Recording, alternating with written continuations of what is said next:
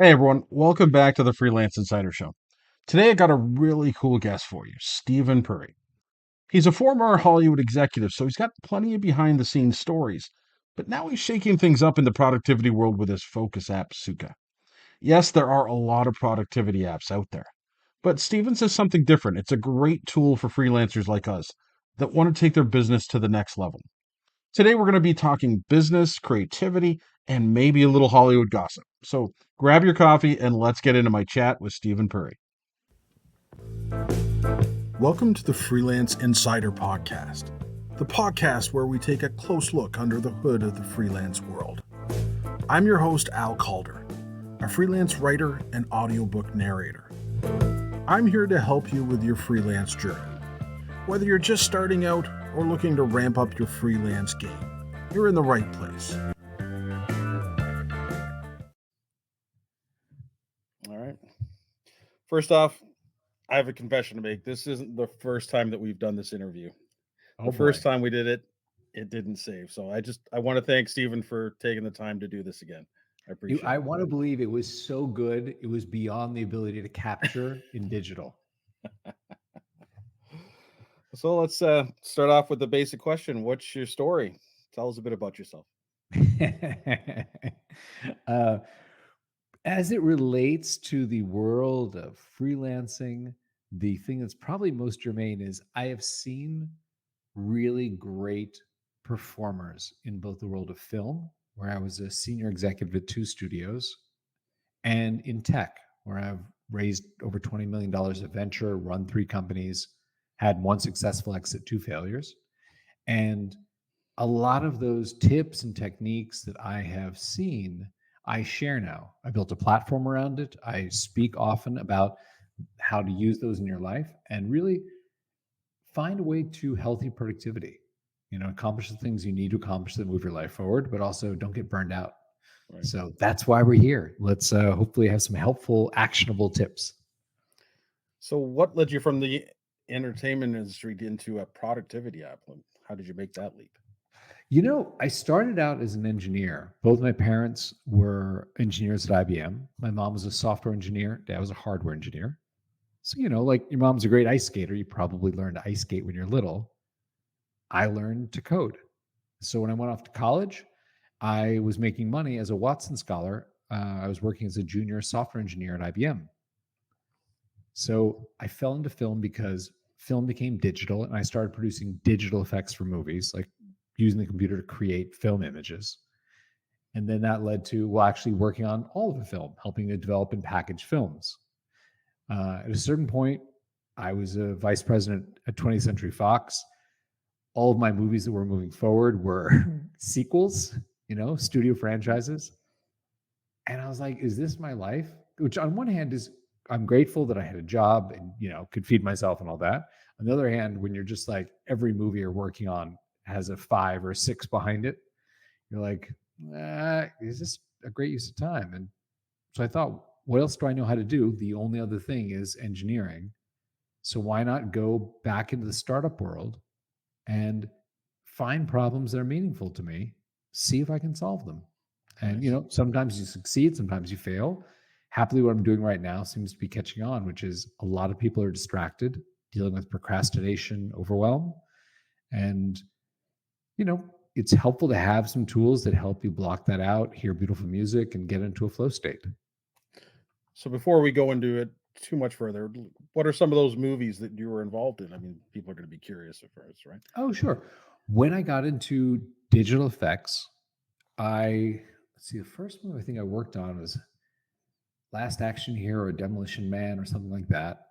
And then that led to some better films where I produced the titles and the effects for David Fincher's Seven, worked on Jim Cameron's True Lies, nice. Carlito's Way with Brian De Palma,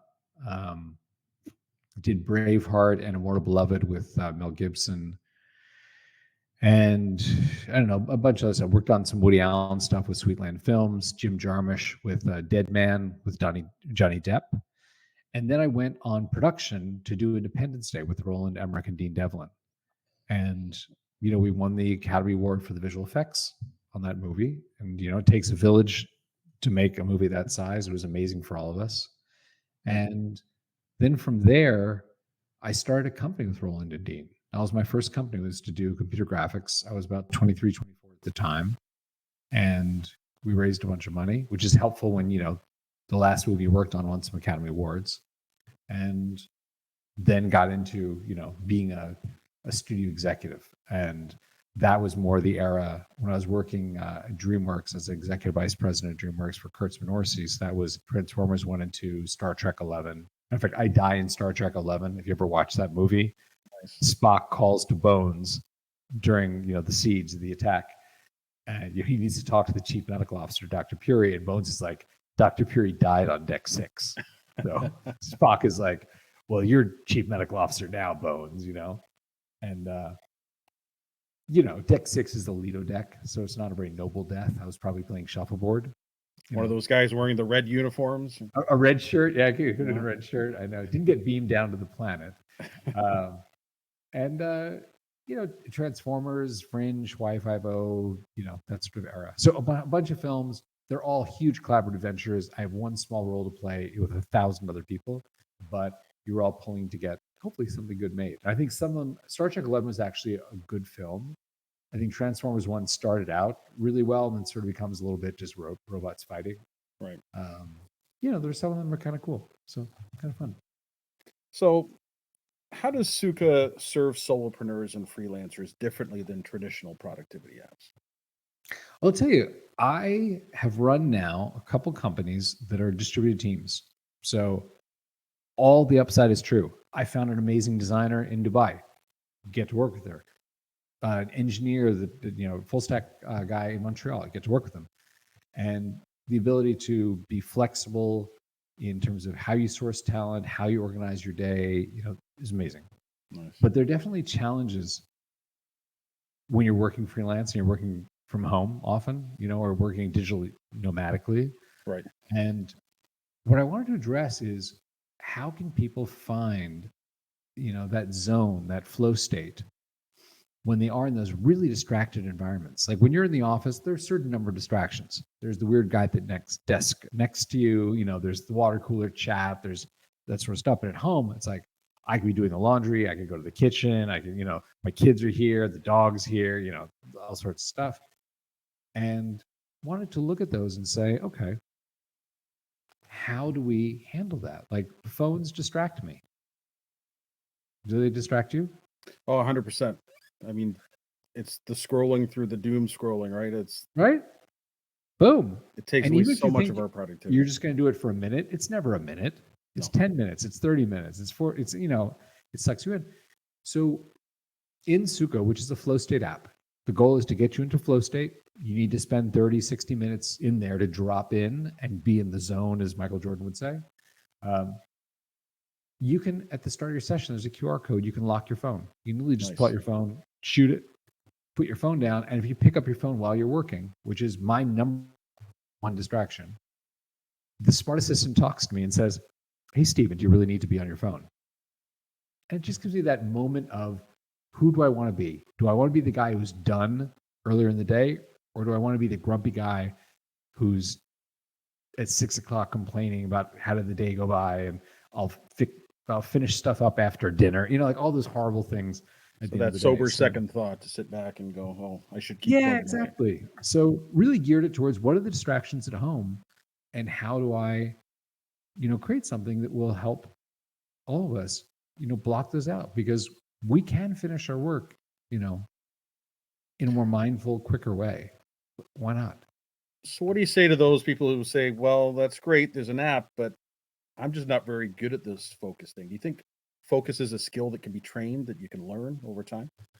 You know what it is you can have the most amazing pots and pans. And if you don't actually want to cook well, if you're not interested, you just want to microwave frozen dinners. I mean, the pots and pans are not going to help you. Right. So I do have a very strong thesis that all of us have something great inside us. And the question of this lifetime is, are you going to get it out or not? Right. And there are enough trillion-dollar companies whose business model is very plainly steal your life. Period. Full stop.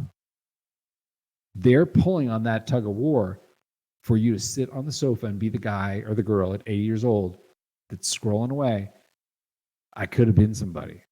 I could have written a book. I could have started a company. Oh, I had that idea. I could have done that. And you don't want to be that person, and your friends don't want to be around that person. Right. So it's a matter of finding that willpower. Just Yeah. The app will help you, but you've got to find it yourself. Hopefully you have that moment of just going, you know what? I do not want to die with the great thing inside me. Right. And then that starts your journey. So one of the things, like listening to a previous podcast you've been on, and that you talk about nudges in your platform. Can you explain what they are and why they matter for okay, so solopreneurs? There's a wide spectrum of how do you help someone help themselves, right? Right. And there's the dictatorial, I have locked your browser, you can't open Facebook or YouTube or ESPN or Amazon or whatever, right? And then there's the more gentle, which I like to call the nudge, which is, you know what? When you install the Chrome extension, it will watch your browser. And when you open up something that you say is distracting, like you can customize, like these are the websites that distract me. Right. You open that up, you get a little pop-up. It just goes, hey, you know what, Al? Seems like you're being distracted. Do you want to get back to work? And you can say, yep, close this, get back to work. Thank you for reminding me who I want to be. Or you can say, no, you know what? I really want to waste my time on ESPN or NFL.com or Etsy or whatever. And it's a nudge to say, stop for a second. Just going to elbow you like a buddy and be like, hey man, you want to do this or no? It's up to you. Nice.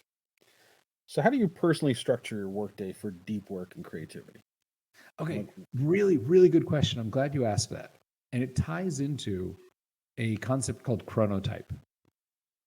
And chronotype was implied, what's sort of packed into that word is that different times of day, you're better at different things, right? So I'll give you a famous example in film, which is Ron Bass, who's a screenwriter. Okay. My Best Friend's Wedding, Rain Man, tons of stuff, like $1 million screenwriter, right? He famously would not talk to his family in the morning. I'm not the dad who's going to say, hey, do you want pancakes? Who needs a ride to school? Nah. He said, when I talk to you, after that time, I can't hear my characters in my head. So I have to write that dialogue before I talk to someone. And his family understood that. They're like, Dad writes $1 million scripts. Like, we should afford him this ability to write the dialogue.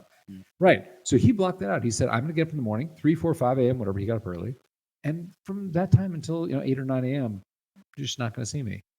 In the afternoon, he could do story breaking, which is more like development work, like batting ideas around and collaborating on, story. Right. And it's that knowledge of like your own biorhythms. So you asked me about me. I answered with a story about Ron Bass. I also recognize that I'm really good when I get up at 5, I do some sort of exercise, yoga or go to the gym, right? An hour of sort of like breathing, sweating, moving. And then I have 2 or 3 really lucid hours where I want to work alone. I want to do the things that move my career forward or are meaningful, right? Right.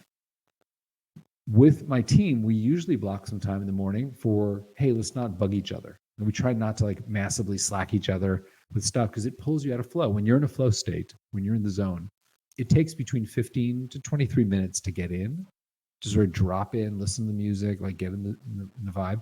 And then if you get interrupted, hey, Alan, can you send me that report from yesterday? Da-da-da. Sure, Steven. Da-da-da. It takes you another 15 to 23 to get back. Right. So we structure our days so that we're not expecting to be in flow in little 15, 30-minute chunks. Like, oh, we're going to do Zoom meetings every hour or two and expect you to do deep work in between. It doesn't happen. At best, knock out some emails, return some Slacks, do some housekeeping, right? Right. So that's kind of how I structure myself. And then more collaborative stuff like, Zooms, we do in the afternoon. Nice. So finding what it's different for everybody, obviously, but what works for you and getting a structure there. Exactly right. Okay. What's your opinion on hustle culture? Like, do you think it's freelancers should push harder into this whole idea, or should they kind of sit back and try to stay out of the fray a little bit? There are a couple answers to that, because there's hustle for a larger team where you are a piece of it, right? And then your hustle. Now, I'll give you an example. In Sukha, our focus platform, I noticed a guy the past year or two that works at night. Usually see him online, in the evening working, sometimes on weekends. One point this spring, he posted in the group chat, because you can post once a day something you worked on. People know, like, oh, Alan finished his website rebuild in 2 hours. Right. Hey, Alan, share your URL. Right. So this guy posted he finished his dissertation. People are like, hey, man, what's that up? He goes, well, I'm a assistant vice principal at a high school in Missouri. But what I'm passionate about is I'm working on my PhD in engineering. So nights and weekends, my side hustle is I got to focus on this, and I can't do it 5 hours a night. Like I have maybe 90 minutes of focus in my brain at night when I get home from school. And I use Sukha to sort of block everything out and use that well. Now, that's a really important hustle for him, because I'll tell you this, when he posted that, people were like, wow, man, it's amazing. And he was like, give me 2 weeks. I think it was 2 weeks, because I still have to defend it. Like, I'm not a doctor yet, right? 2 weeks later, the people in the Slack were like, over the weekend, going, hey, man, I heard you doing this on Monday. You got this one. Go, Roy. Da, da. And on Monday, he didn't post anything. Tuesday morning, he came into the group chat. He said, you may now call me Dr. King, which was amazing, right? And people were just like super happy. So that I give you as an example of like, yeah, man, sometimes when you're doing your side hustle, yeah, it is nights and weekends, and it's figuring that out because you have your eye on the prize, right?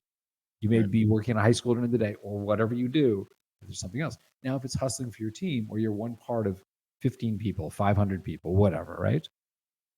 There may be a different commitment to that. You may say, hey, I want to make a meaningful contribution. I want to hold up my team. I want to contribute, but I'm not going to burn myself out working all day, all night through the night. Right. If you're an AI engineer working at Meta and you're getting $100 million a year, maybe that changes. Maybe you're like, you know what? I'll do this for 2 years. Pay me, mofo, right? And then I'm retiring, right, at 28. Yeah, for sure. So I don't think, to answer your question, I don't think hustle culture in and of itself is like, yeah, man, you got to work all night and all day to be real. I think you need to work very smart on what moves my career forward. So purposeful. And that may mean working at night. Makes sense. Yep. So what role do you think mindfulness or wellness plays in doing great work? Like turning that solo project into something that's next level? Here's the thing. There's so many ways to be busy. And I really think people conflate busyness with productivity.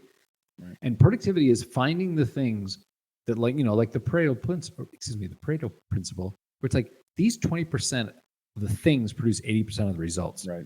Productivity is going, I'm going to mindfully go, what's on my to-do list? What moves my life forward, or this project, or this team, or this company forward? Let's do those. Busyness is, man, I was cranking stuff out all day. And it's like, there is no gold medal for returning emails, for slacking everybody back, right? It may be polite, but if you go into the staff and you're like, I finished those designs, I want to show everyone, people are like, oh my God, like, we should do what Alan just showed us. Like, that changes the trajectory of our product. That's what you want to be doing. So, Game changer. Yeah, it's that kind of work. We have to isolate, like, what changes things here, not how do I just like get through with busyness. And when you do that, then it becomes more clear. Some eggs will break. There'll be some emails that's like, hey man, I'm really sorry to get back to you for 4 days, but I launched this thing that was really important for my company, for Guilty my as career. charged. Right. So I'm not going to be super responsive on, maybe when I retire at 35 and I'm a billionaire, like, I'll write you back. I'll be hanging out on the beach going like, oh, I wonder who wrote me today, Yeah. But right now, just respect that I'm trying to do something with my life. Nice. Makes sense. Yeah. So on the flip side of that, if we've got listeners that are listening today, they're feeling kind of burnt out right now. What do you see as one practical shift that they could make today that could turn things around for them? Straight up, first thing and only thing that I bring up is be intentional. If your intention is, hey man, I just want to live an easy life, I want to scroll, I want to double tap, admit that to yourself, find the appropriate job, find happiness elsewhere. Maybe your happiness is playing with your kids or being part of the kickball league at your, local field, whatever it is, right? But if your intention is like, I want to leave my mark on the world, or I want to retire at 35, or I want to then go every morning, be intentional, go, what should I do right now that's going to get me closer to that? Everything falls into place once you have intention. If you don't have intention, no tool, as you said early on, no tool is going to give you the intention. Right. No tool is going to make you feel disciplined. So if you're all over the place. Yeah. If you're sure you want it, man, go for it. Right. You've launched a startup in the productivity space where competition is really fierce. What helped you stand out? What do you think makes Sukha different? We are a straight up flow state app. There are a ton of to-do lists. Oh, you want to task manage? They're awesome task managers. We integrate with them. You can pull your tasks in from them, right? So great task managers. Oh, you want a Pomodoro timer? There's some great Pomodoro timers. Many of them are just free. Kids in college build them and post them to the App Store. You can go and find a lot of these tools, and they're out there. But with Sukha, we really said, hey man, if you study Mihai Csikszentmihalyi's book, where he talks about flow, the guy who named this thing, he's a Hungarian-American psychologist who said, high performers get in this concentrated state. They seem to all talk about it in similar ways. There's something to it. And then, like Prometheus, he wanted to go up and get fire, bring it down to the rest of us. He wrote that book after he'd studied, athletes and artists and inventors. And he was like, here's the deal. I'm going to name this thing Flow. My book is going to be called Flow because I think the best metaphor from what I've found is you can paddle and move yourself forward, but if you align your boat with the river carries you. It magnifies your effort. So that kind of technique, when you talk about hustle culture, yeah, man, I'm all down for hustling and working hard and doing that, but do it smart. If you're going to paddle, go 3 miles because you're paddling intelligently with the river. You're blocking out distractions. You're not letting Mark Zuckerberg steal your life and sell it to advertisers. Yeah. Mark's straight up business model is, hey man, can I take your life? I'm going to sell it to these guys. I'll keep the money and I'm going to give you cat videos. Cool? Or I'll give you some dancing videos. Is that cool? Or these guys making fake AI videos. Cool. I just want your life. I'll give you some little videos in return. Is that really what your life is worth? Those AI videos are crazy these days, eh? I'm just saying, it is the fastest way to wake up that grumpy old guy or old girl.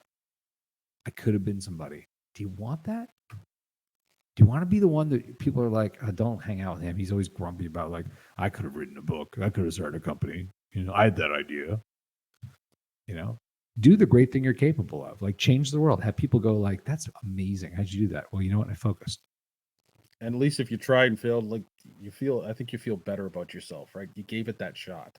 Yeah. Right? You're not sitting on that couch at 80 wondering, right? I'm totally with you. I had one successful exit. And then when I got back into tech, I had 2 companies that failed. I was depressed. When those failed, I was like, man, what did I do wrong? And I'll tell you, I learned a lot from them. It made me, it's true, all the cliches about it made me really stop and think okay, what did I learn? And that's probably why Sukha is going so well, because I reminded myself, you have to listen. I talk to our members in the group chat every day. What can we do better? What would you like more of? What would you like less of? And that's a commitment to say, how can we create the most beautiful place to work together? That's what we do. Nice. Yeah, I think it's one of the biggest stumbling blocks for a lot of early freelancers, right? They have one failure, it sets them back, and they're like, I'm just not cut out for this. Well, you know what? Everybody fails. Just pick yourself up. Right, exactly. And focus on what is the thing you want to do. If you're a leader and eventually, your startup, your side hustle is going to become a company and you're going to have people who work there with you. You have to do 2 things. You have to articulate a vision. Why are we here? We're here to make cold fusion available to the world. We're here to cure cancer, right? Whatever it is, articulate the mission. And you need to articulate the values, the culture. Like, how do we treat each other? How do we treat our customers? How do we treat our competitors?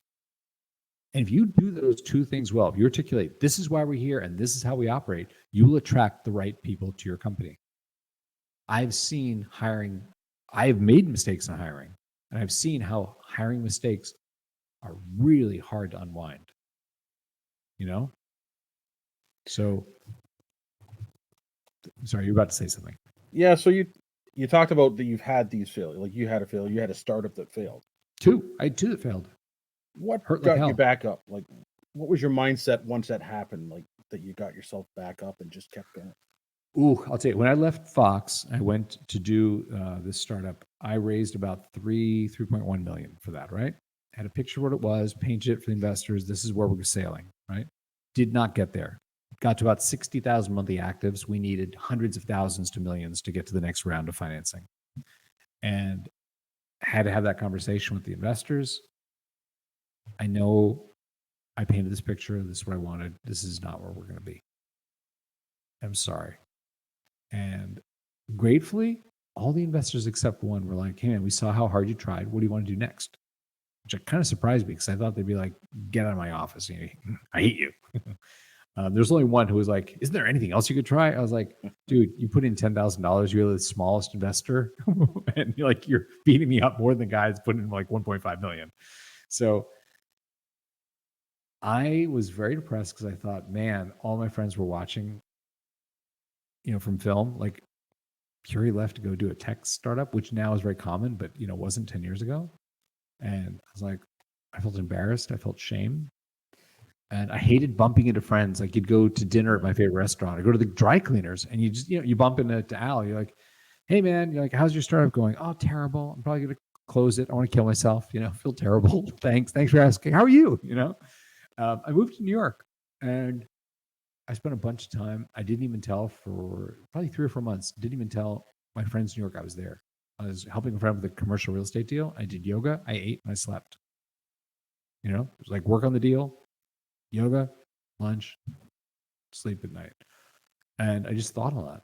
What did I do wrong? What would I do differently? And, eventually started having ideas and started, coming out of that. I met my wife. Had I not failed in that company, I would have not been in New York. Wouldn't have met my wife in yoga.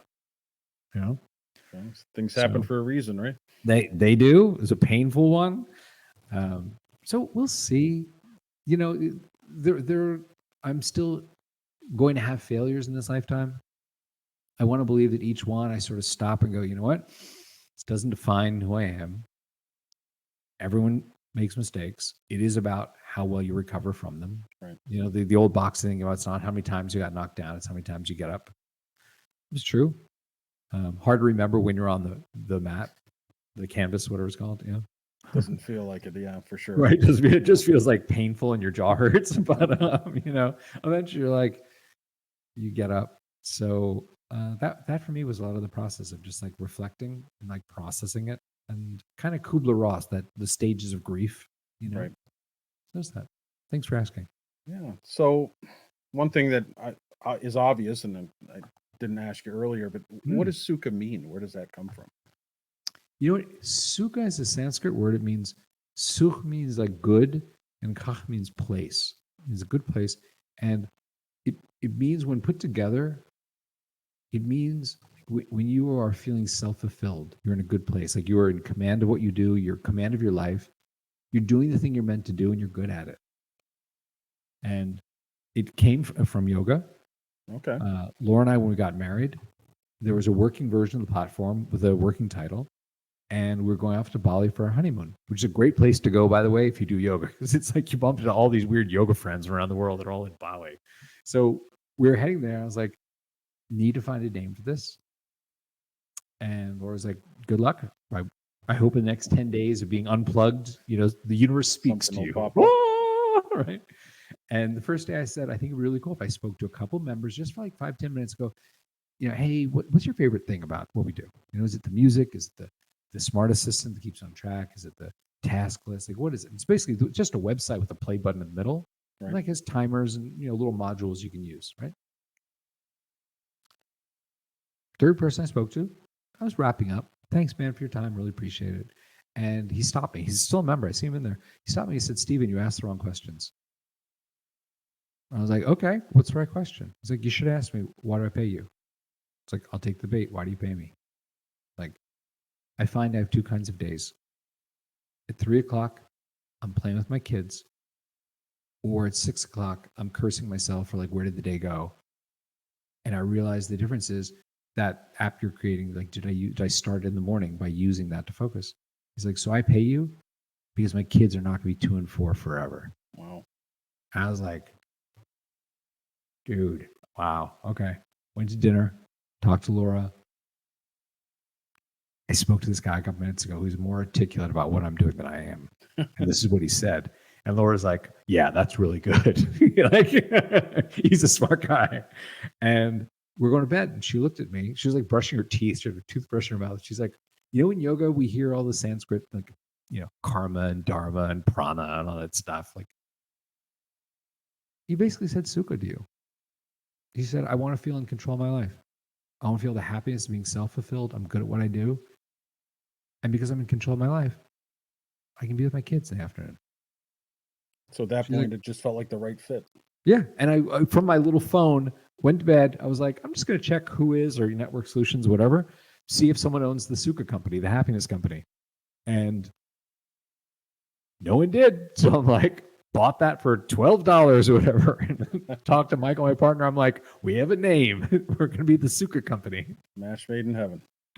Yeah, and it's memorable. The nice thing is, like, people hear it, they go, oh, okay, that's cool. Sort of like, you know, Amazon's not really called bookstore. Nike's not really called, like, we make shoes, you know?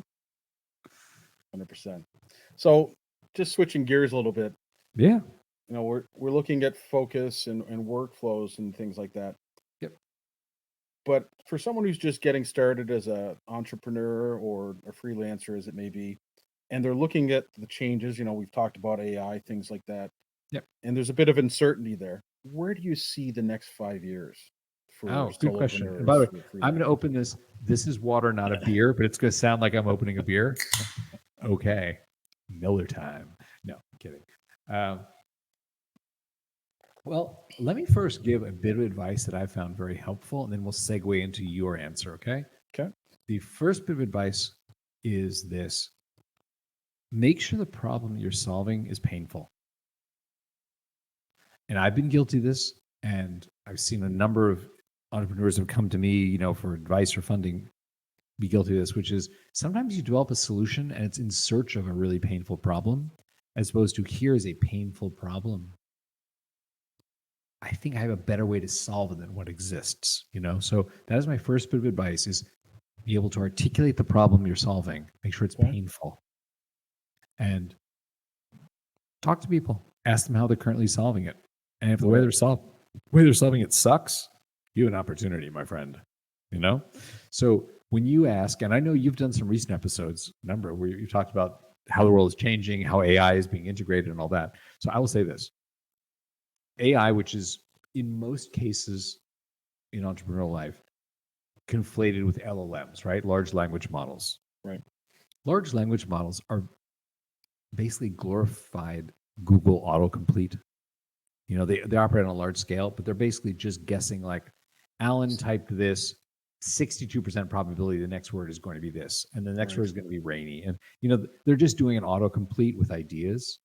So they're not, even though it has the presentation of thought, it's not really thought. It is probability, right? So it is true. Like, I use a coding assistant when I code. I used a, you know, Claude 4.0, whatever it is. And it's definitely helpful because it recognizes the patterns of, like, oh, you're writing a carousel. I remember scraping some GitHub open source repo that had a carousel. Here's kind of what I saw, right? So it's very good in recognizing patterns and saying it's probable you're going to want a carousel like this, right? Which I happen to be working on just before our podcast. So there is a great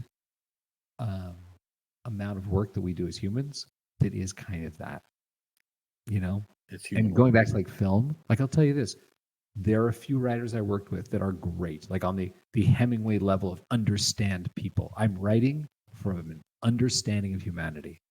There are a large number of screenwriters that write because they've seen a lot of movies. Oh, this next scene is sort of like that scene in Die Hard, where he's on the roof with Alan, and because it was sort of that scene, but here they're on a submarine. You know what I mean? Like, that's how they're understanding it, which is valid in a shorthand way when you're just like, let me just explain to you. It's kind of like, this thing in that. But sometimes you lose the deep humanity because what they're doing is very much like an LLM. Right. Oh, well, the next scene after the girl is in King Kong's hand is always the scene where the pilot in the plane sees King Kong, like that sort of thing, right? And that's when you churn out those predictable scenes that people go, oh, I know what he's going to say next.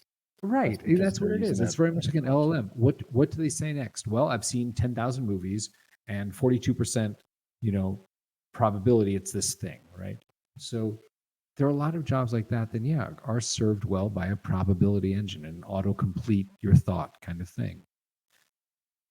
There is a debate, I think it's around this oak, which is like original sort of thinking and knowledge, where I'm trying to remember, there's a scientist who's been talking very intelligently about this, saying like they have a lot of LLMs doing these dog tricks where they can be trained to look like they're thinking, but they're not actually. And there's actually a deeper way of doing this, which is starting with no knowledge and having the AI actually learn and make mistakes the way a human would. And that's actually where superintelligence may come from, is like that process of learning as opposed to being trained on a huge data set of probabilities assigned, weights and biases.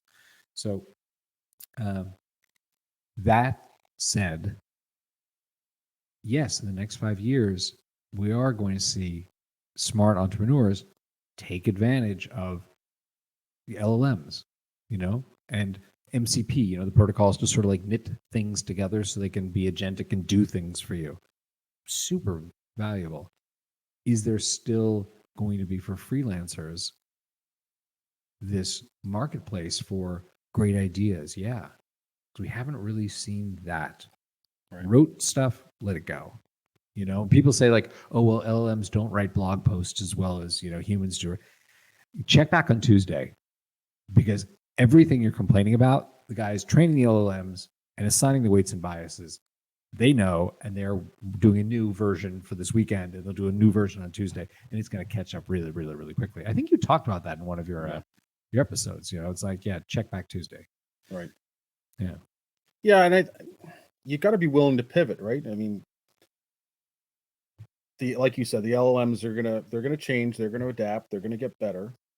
But as human beings, we have that almost like that step ahead. We can always pivot to something new.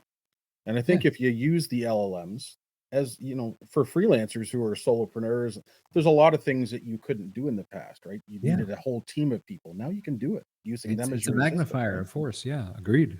So, yeah, 100%. And you need to know it. Like, even if the current idea of how LLMs work may not be the way we end up in 5-10 years, it may be a window technology, and we evolve to something that does actually learn. The same way like fax machines were very valuable for a certain window of time. Oh my God, I can send this paper somewhere else. And then the internet came along and you're like, that's useless, right? But everyone was faxing everything, and people still do fax medical records because of HIPAA, right? Mm-hmm. So toward that end, it's important to understand how this works, even if there's a good chance in 5 or 10 years, the models have evolved to a different, sort of framework. So what do you think most people get wrong about optimizing their time and energy? I think people overestimate their ability to block distractions.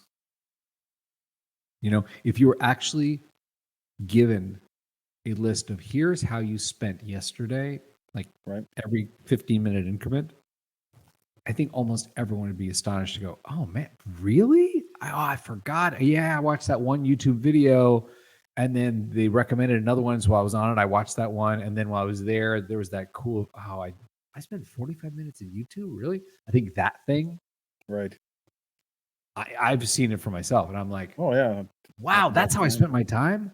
Oh man, I could have been done hours earlier if I didn't click on that stupid link on Twitter. And it might start out innocently. Oh, I need to look at this video so I can figure out this software. Oh, look at this cat video, like you said before, right? Spot on. Spot on. And guess what? The trillion-dollar companies have the most money. The best paycheck, if you are an engineer, a behavioral psychologist, a designer, is to go work for one of those trillion-dollar companies. They'll pay you a ton of money. And if you come up with a way to get like a tenth of a second more time on site across 1 billion people, your grandchildren won't need to work. So yeah, the smartest people are working there to go, how can we make that sound so that Alan can't resist it? How do we make it look so that Alan can't resist it? How do we get him to want to do this gesture? And who's on the other side of that war? Like, you have trillion-dollar companies and the smartest people in the world going, can I steal your life? Who's protecting you? Right. So I don't think people realize how well those companies are stealing your lives until you actually see it. And you're like, my God, that's how I spent yesterday? What? Well, it's like, my wife the other day says she was searching for something at Costco. She wanted to get at Costco. And then, strolling through her Facebook page. It's like, okay, how do they know what I was talking about 5 minutes ago? It's because you don't realize what you're searching for, right? And all of that is tracked, right? Yeah. And it's like you said, they can take your time away very easily if you don't get back on track. Fantastic how well they know. Remember, there was, for several years, Facebook denied that they were listening on your camera, on your smartphone microphone, right? They're like, no, we don't do that. And then Andrew Bosworth was at, I think it was Recode or something, and someone brought this up saying like, hey, we understand that you guys were measuring, they were coming up with the idea of second screens, where it's like, oh, you're watching TV and there's audio and video coming out of the TV, but you're on your phone at the same time. And they were using the microphone to see what the audio was on the TV so they could measure what you were watching, right?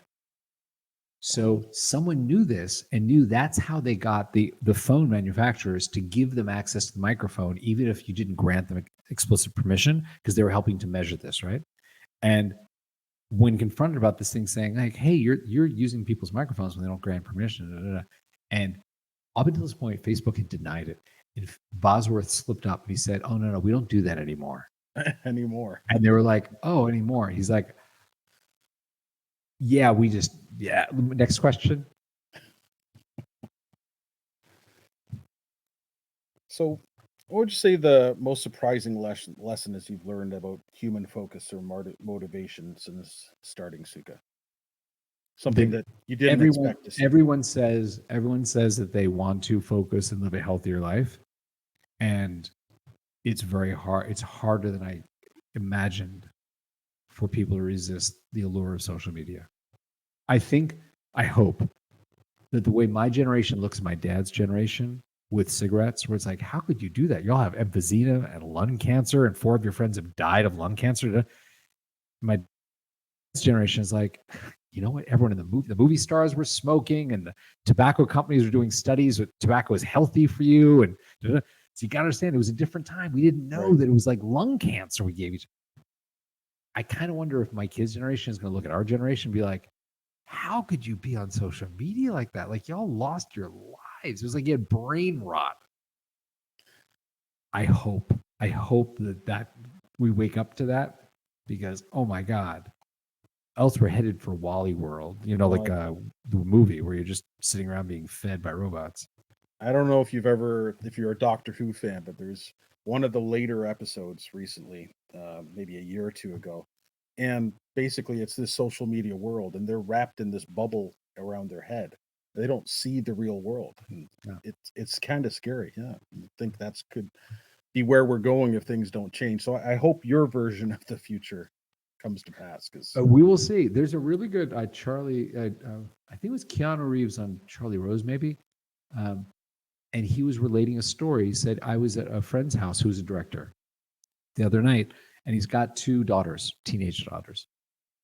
Over the course of, a little family dinner, a little casual dinner, one of the daughters very honestly said, hey, I know you're really famous for this Matrix movie stuff, but I've never seen them. What are they about?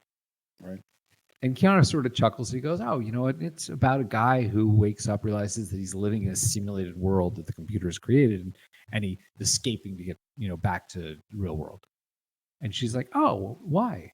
And he's like, well, because when he wakes up, he realizes the world that he thinks is real is just a computer simulation. It's not the real world. And he wants to get to the real world.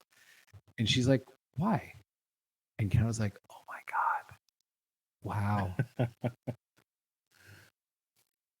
So there could be that. There could be that generational thing where it's also like, so you guys are so obsessed with reality, and why not just live in a sim? I don't know. We'll see. My kid's not getting a smartphone until he's 13. Guess we'll only time will tell, I guess. Only time will tell. Yes.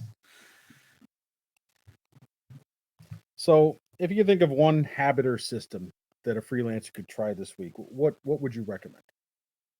Easy. First thing in the morning, have one task in mind that you need to do. Be super clear. Wake up and go, you know what? Today's big goal is this. It'd be great if you have 3 and you prioritize the thing. But easiest thing is just say, today I need to launch my blog. Today I need to, finish this slide deck for this client. Today, wake up, be intentional, and anything that gets in the way of that, see if you can push it aside, delay it. You use the Eisenhower matrix of like, can I delegate this? Can I do it later? Or whatever it is. But just go, this will be done. When I walk out away from this desk today, this will be done, and it's going to feel great. And that's like a good kind of like dopamine positive reinforcement thing where you go like, tomorrow, I'm going to do that again.